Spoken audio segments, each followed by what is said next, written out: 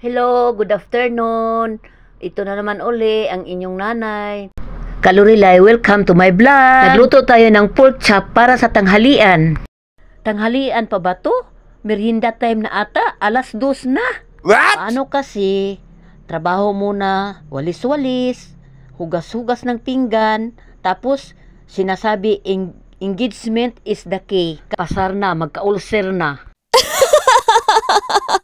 Nagluto tayo ng pork chop. Minarinate ko siya buong gabi. Tas ito, malapit nang maluto. Gutom na ako. Anong klaseng tanghalian to? Pasado na sa oras. Ting merienda na. Ang bango. Hindi ko pa nga natikman. Sa amoy lang niya, lasang masarap na. Wow! Yummy! Yes! Luto na siya. Kakain na tayo. Thank you for watching. Bye. God bless everyone.